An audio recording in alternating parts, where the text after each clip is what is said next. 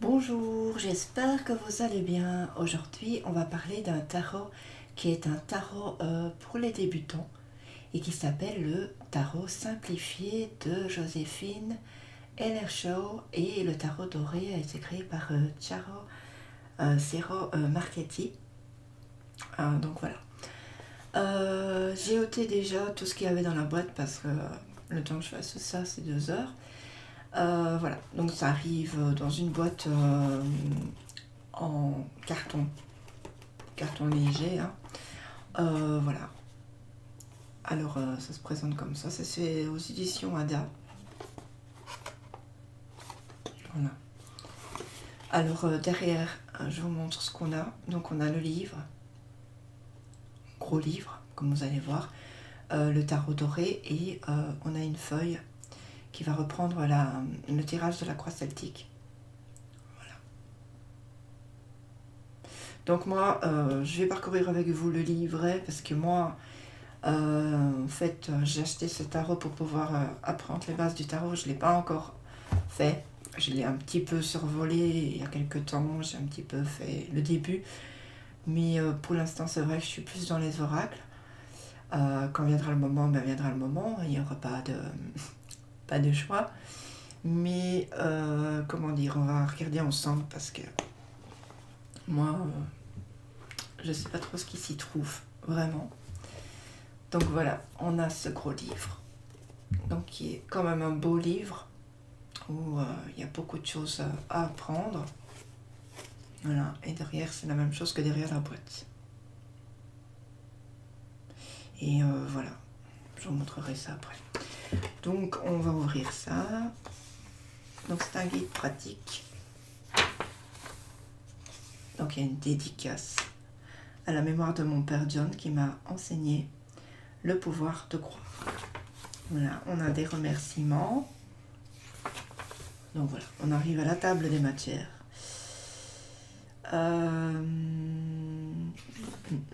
Donc il y a beaucoup, hein. Donc du coup je ne sais même pas si je vais vous montrer la table des matières maintenant ici. Je pense qu'on va plutôt aller découvrir le livre. Ce sera plus simple. Alors déjà, on a une photo de la personne qui s'appelle Joséphine Ellershaw. Voilà. Elle nous dit Namasté. Namasté Joséphine. Donc elle nous explique un petit peu son parcours.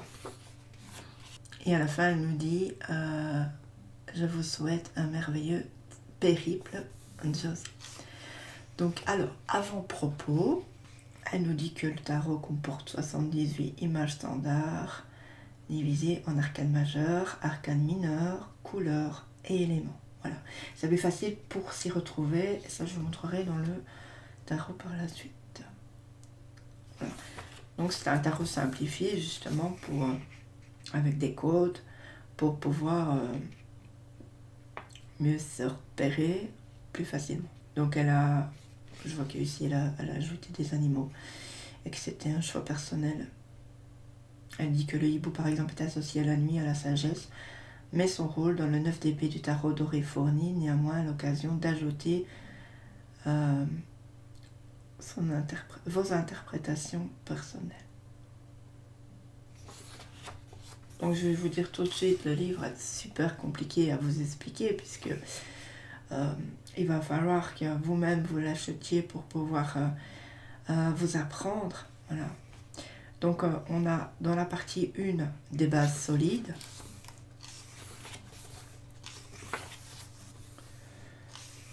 Ensuite, étape 1, les préalables, tout commence par vous. Donc elle nous dit qu'il est important qu'on comprenne pourquoi on désire apprendre le tarot. Voilà. Qu'est-ce qui nous y a emporté? Pas de leçon d'histoire. Donc composition d'un jeu de tarot, présentation du jeu du tarot doré. Alors elle nous dit qu'il faut résister à la tentation de vouloir faire soi-même ses tirages, ses propres tirages. C'est vrai que quand on a un tarot ou même un oracle, on est fortement tenté d'aller directement tirer une carte. On n'a même pas envie de regarder le livret tout de suite. Ça, c'est toute personne. Hein. Mais il nous dit qu'il ne faut pas le faire. Il faut résister. Et qu'il faut, ensemble, apprendre à tirer des cartes en même temps que de lire le livret. Alors, l'étape 2, répondre à vos questions. Comment le tarot fonctionne-t-il? Pour ceux qui font déjà des tirages de tarot, pour vous, ce sera plus simple. Pour ceux comme moi qui ne connaissent absolument rien, je peux vous dire que c'est pas évident à expliquer. Alors, qui se sert du tarot? Alors, dois-je être médium? Combien de temps me faudra-t-il pour interpréter les cartes? Alors, destin ou libre arbitre? Oups. Alors, quelques mythes et idées fausses au sujet d'autres sciences anciennes. Ensuite, on a l'étape 3, qui sont les préparatifs, les soins à prodiguer à vos cartes de tarot. La guidance et protection. L'utilisation d'un cristal, si ça vous intéresse d'en avoir un. Préparez votre jeu de tarot. Elle nous dit qu'il faut avoir un tissu qu'on crée soi-même, ça je sais. Bon, après, des tissus comme ça, on en vend dans les boutiques ésotériques. Hein. C'est des tapis. Alors, l'étape 4, outils d'apprentissage. Donc, il y a votre outil principal. Elle nous dit de tenir un journal sur nos tirages. Noter ce qu'on ressent par rapport à tel cas. Voilà. Alors, comment noter l'information et pourquoi? Voilà, à propos, par exemple, de la carte 0, le fou. Donc, on va marquer signification de la carte. Vous pouvez utiliser les principaux points pour cette partie. Les expériences personnelles. Faites la liste de toutes vos expériences personnelles ayant un rapport avec la signification de cette carte. Expérience des autres. Faites la liste des expériences d'autres personnes que cette carte vous rappelle. Voilà. C'est vraiment un gros travail. Hein. Il faut vraiment avoir envie de vous mettre dans le tirage. C'est vraiment... si vous n'avez pas l'envie, vous n'allez jamais vouloir lire tout ça. Donc du coup, moi j'ai pas envie pour l'instant, donc du coup je le fais pas, parce que je sais que si je le commence, je vais m'arrêter en plein milieu, ça sert à rien du tout. Si je commence à quelque chose, il faut vraiment que j'aille jusqu'au bout. Alors, à propos des rêves et du développement psychique, on parle du subconscient, du conscient. Alors ensuite, votre intuition, résumons-nous. Alors, étape 5, avant de commencer, je vais quand même vous lire ça. Je trouve très triste que bon nombre des gens, après avoir appris les arcanes majeures, abandonnent les arcanes mineures parce qu'ils se sentent capables de faire des interprétations avec les premiers seulement. Or, les arcanes mineures fournissent des détails essentiels et je vous prie de ne pas tomber dans le piège de le mettre de côté. Je crois que ces cartes sont en fait plus faciles à apprendre et c'est pourquoi nous commencerons par elles, suivi des figures, puis des arcanes majeures. Voilà. Donc, il y a les codes. Hein. Donc, le bâton, c'est le rouge et puis c'est le feu. Les coupes, c'est l'or et c'est égal à l'eau. L'épée, c'est bleu et c'est égal à l'air. Et le denier, c'est vert et c'est égal à la terre.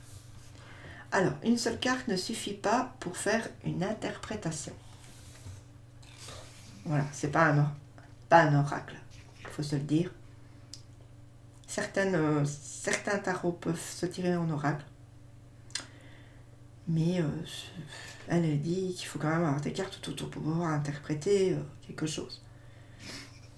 Alors, un mot sur les cartes renversées, un mot sur les tirages, la préparation pour les tirages. Ensuite, alors là, c'est ce que j'ai pas compris après avoir tiré chaque série, après avoir écrit quelque chose pour chaque carte, de l'As au 10 de chaque couleur, veuillez aligner les cartes de la façon suivante. Donc, je vous montre un peu. C'est un petit peu compliqué, un petit peu. Ce que je trouve triste dans un tarot, dans un livret, c'est des fois je ne comprends pas tout. C'est trop bien expliqué pour quelqu'un qui débute. Alors suivez l'ordre de la couleur en prenant note de la progression. Étudiez la signification de chaque carte en remarquant les différentes humeurs, les images et les énergies. C'est un excellent exercice à faire n'importe quand, car il vous aidera à reconnaître l'énergie de l'élément représenté ainsi que les différentes formes qu'il peut prendre. Voilà. Après, on a des félicitations qui nous dit que si vous m'avez suivi jusqu'ici, vous venez de réussir les bases essentielles de l'apprentissage du tarot. Nous allons maintenant étudier les cartes. Voilà. Après, c'est les cartes. Partie 2. Faire connaissance avec les tarots. Alors, on a les arcanes mineurs, qui sont les bâtons. Donc, on a tout. Ensuite, on a les coupes. Bon, je vous montrerai ça dans le tarot.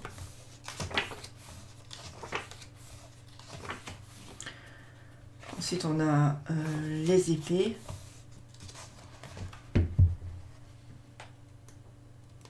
Comme dans chaque tarot. Voilà. Et puis après, on a les deniers en dernier. Bim, voilà. Donc, ensuite, on va avoir les figures. Les figures, c'est quoi? Déjà, il y a à propos des figures, étape 10. Il y a beaucoup à lire. Des personnes ou des événements. En relation avec les personnes, par exemple, les valets peuvent être des enfants ou des adolescents de deux sexes jusqu'à environ 17 ans. Les chevaliers peuvent être des jeunes hommes de 18 ans à 25 ans. Les reines sont des femmes mûres, habituellement à partir de 18 ans. Les rois, des hommes mûrs dans la trentaine, mais parfois à partir de 18 ans. Voilà, ça c'est cool à savoir. Ensuite, donc on a les arcanes mineurs, donc qui sont les valets. Donc on nous donne les valets de bâton, de coupe, d'épée, de denier. Ensuite on a les chevaliers, chevaliers de bâton, de coupe, d'épée, de denier. Les reines, reine de bâton, reine de coupe, reine d'épée, reine de denier. Les arcanes, les rois, pour finir, roi de bâton, de coupe, d'épée, de denier. Ensuite, on a les arcanes majeurs. Voilà. Alors, on a le fou en premier, le magicien, la prêtresse, l'impératrice, etc., etc. Si vous connaissez le tarot, même si vous ne le connaissez pas, je vais vous montrer dans les cartes après. Donc, ensuite, je vais essayer d'arriver après ça. Alors, se préparer pour les tirages en partie 3. Donc, on a étape 16, se préparer à tirer les cartes. Voilà, interprétation pour vous-même, préparation, poser la question. On a des exemples de questions. Battre et couper les cartes. Faire un tirage à 3 cartes. utiliser un signifiant. Un signifiant est une lame de tarot choisie pour représenter le consultant. Cette carte est retirée du jeu et posée sur la table avant le tirage. Consignez les interprétations dans votre journal. Chaque fois que vous tirez une carte, que vous faites un tirage, pardon. Donc, on était à l'exemple de notes dans un journal du tarot. Donc, on met la date et l'heure, on met la question.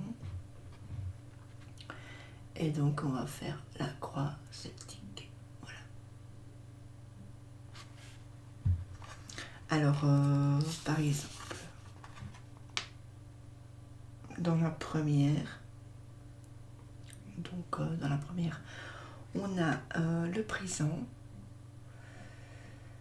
Alors le 2 c'est vos désirs, le 3 c'est les influences favorables, et le 4 les défis, et le 5 l'aboutissement. Voilà. Alors on a, avant de commencer, quelques conseils utiles. Donc après avoir étalé les cartes, ne vous précipitez pas pour les interpréter, ne soyez pas stressés, respirez profondément. Quelle est votre première réaction aux cartes? Quels sont les éléments en présence? Y a-t-il un plus grand nombre de cartes de la même couleur ou prédominance de figures, d'arcanes majeures, d'arcanes mineures? Écrivez tout cela d'abord, etc. Comme je vous l'ai dit, le mieux est d'avoir le tarot avec le livre, c'est beaucoup plus simple à comprendre.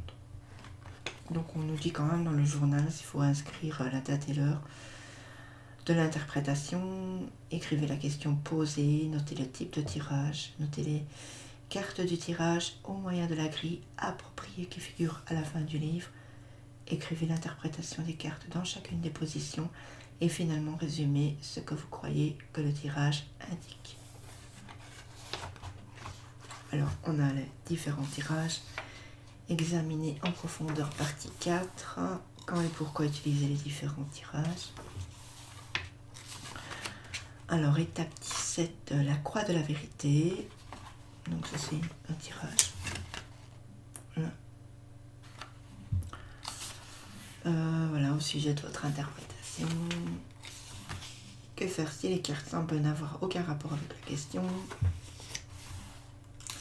Vérifiez l'exactitude de votre interprétation. Exemple d'interprétation. La croix de la vérité. Voici un exemple. Voilà. Ensuite, le tirage à 9 cartes. Ça, c'est quand on est quand même plus loin. Donc, on a les 3 premières cartes qui est le passé, ensuite les 3 autres présents et les 3 dernières le futur. Voilà, c'est le même que celui au 3, mais par exemple dans les oracles, mais à 9. Alors, la croix celtique, étape 19.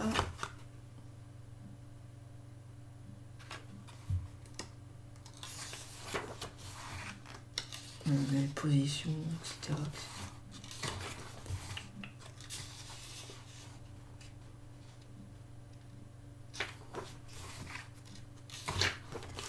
C'est bien sûr des choses à voir par vous-même. Étape 20, le tirage de la vie et l'encre.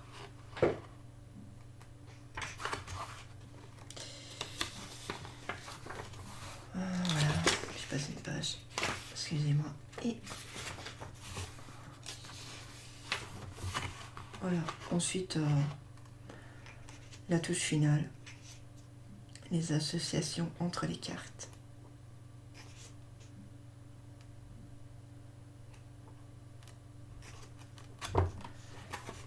Et à la fin, on a un tableau, voilà, un tableau donc avec les arcanes mineurs. Je ne sais pas si vous voyez bien. Donc on voit ce que ça dit. Donc par exemple, le bâton qui est l'élément de feu, c'est l'action et initiative, inspiration, carrière. Pour la coupe, qui est l'eau, c'est l'amour et émotion, relations amoureuses, créativité.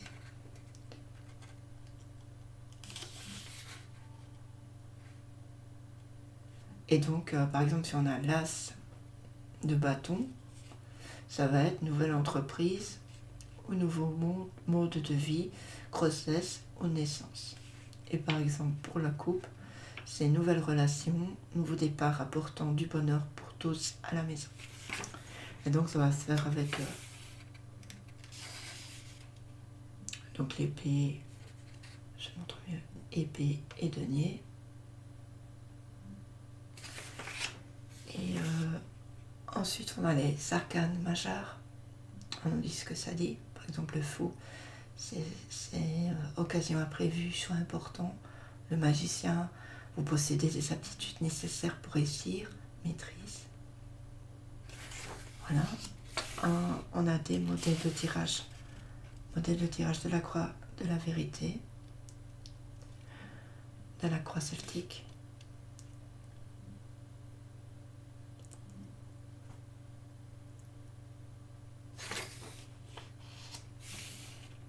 Tirage de la vie.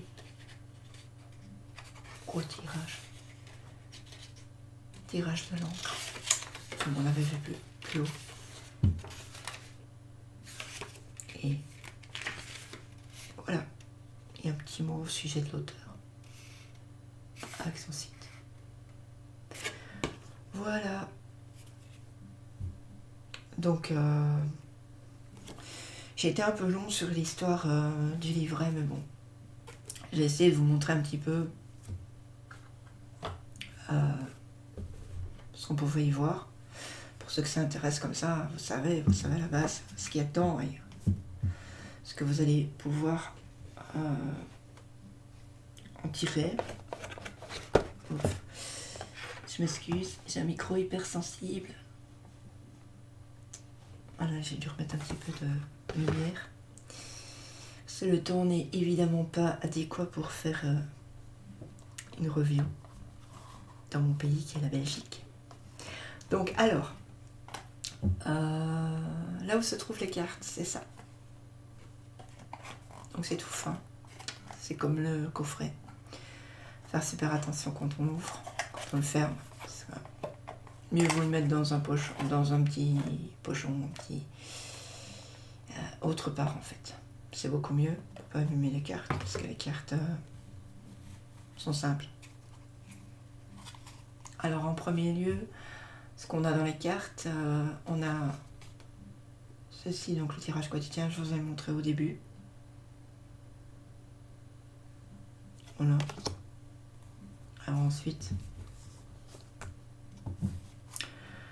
on a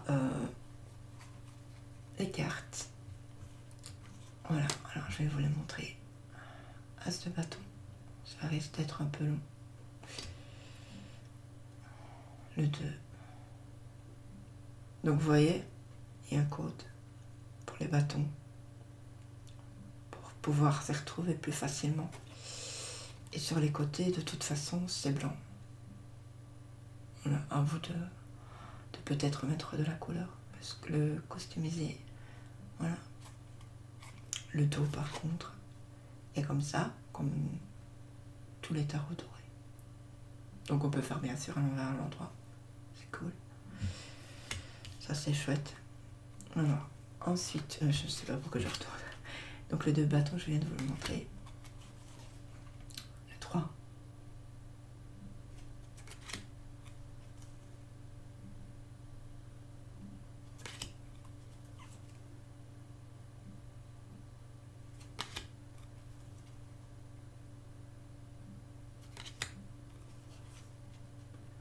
J'espère que vous verrez bien, parce que c'est quand même... fait pas très, très clair chez moi, et c'est quand même assez sombre.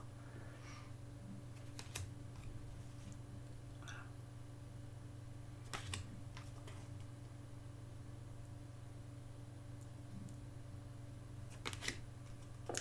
Alors maintenant, on a les figures.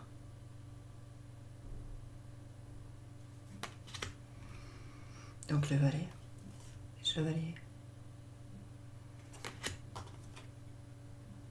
la reine et le roi.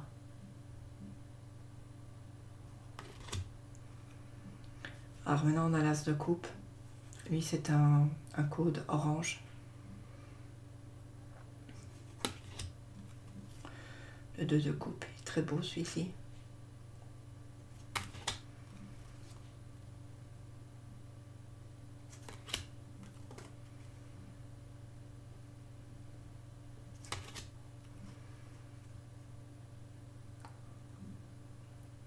Cinq de coupe, on voit tout de suite, c'est quelqu'un qui est...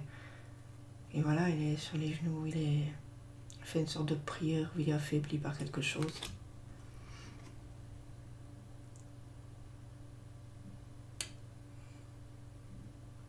Et le chat. 7.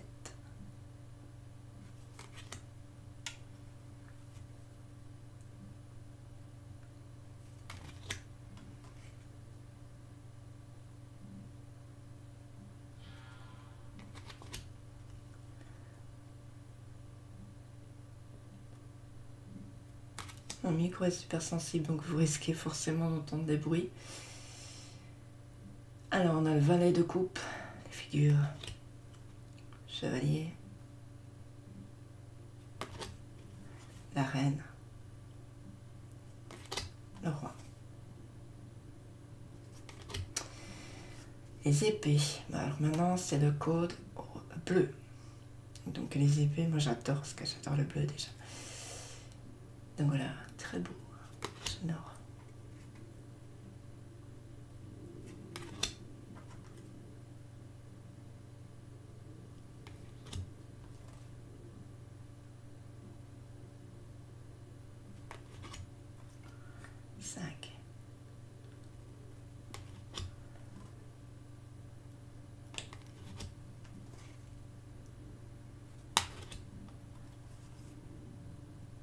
Je prévois normalement bientôt de faire des vidéos avec juste, pas juste en passant par mes mains.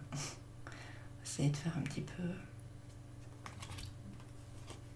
se montrer la caméra. Pas chose facile. Hein. Alors les valets d'épée. Moi j'adore, vous voyez ce bleu qui est autour. Ça représente superbement bien, moi j'adore. Je préfère les bleus que les autres. Regardez ceci.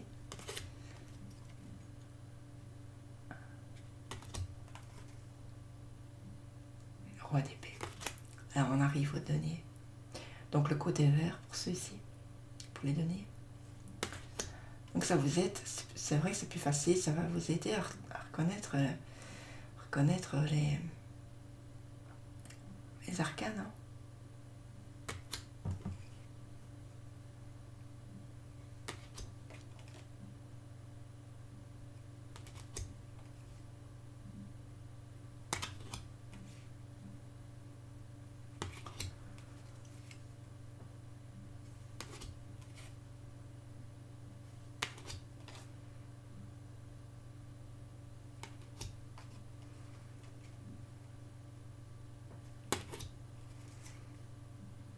Alors là, le vert est dominant dans toutes les cartes, comme avec le bleu.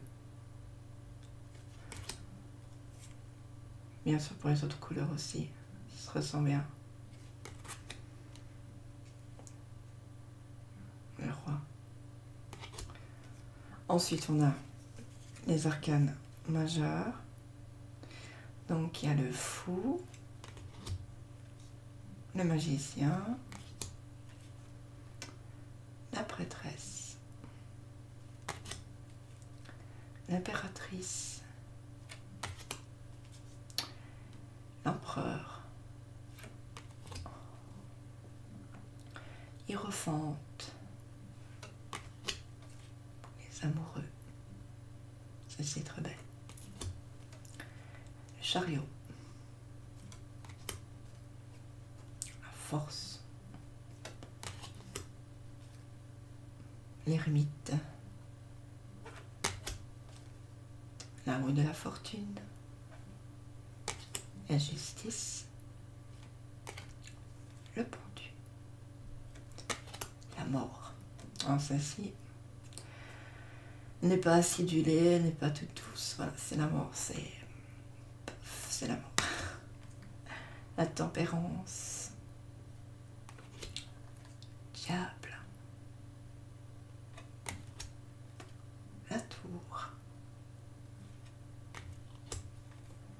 l'étoile,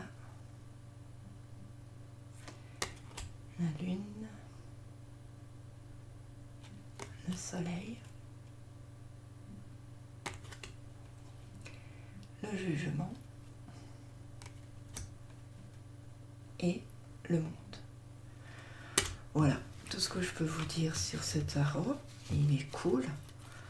Si je l'ai acheté, c'est parce qu'il m'en parlait. Ouais, il faut un minimum d'investissement pour, voilà, pour commencer ce long travail. Mais je pense que quand on arrive à la fin du livre, on aura quand même beaucoup de choses apprises. Et voilà quoi. Alors maintenant, je vais vous montrer la feuille qu'on reçoit avec.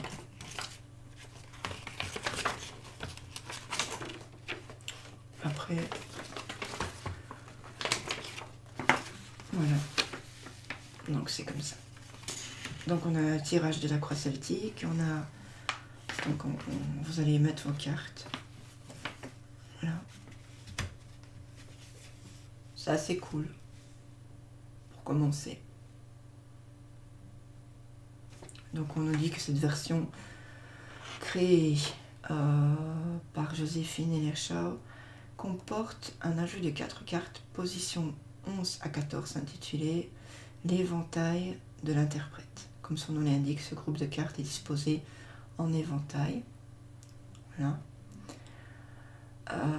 Dans le coin inférieur gauche de la croix, afin de fournir un éclairage supplémentaire sur les aspects du tirage nébuleux ou pouvant porter à confusion. Notez que les chiffres indiquent la position des cartes et non les numéros des cartes. Voilà. Et j'espère que cette review vous aura fait plaisir.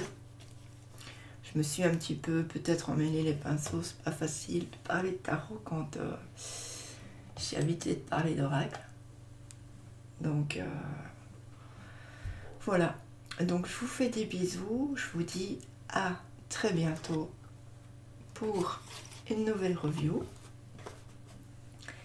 Et voilà, si vous avez acheté le tarot simplifié, et je vous souhaite d'apprendre jusqu'au bout et de bien tout comprendre pour tirer de belles cartes par la suite. Bye bye. N'oubliez pas, surtout, j'ai oublié de vous dire, de partager, de liker et de vous abonner à ma chaîne bien sûr.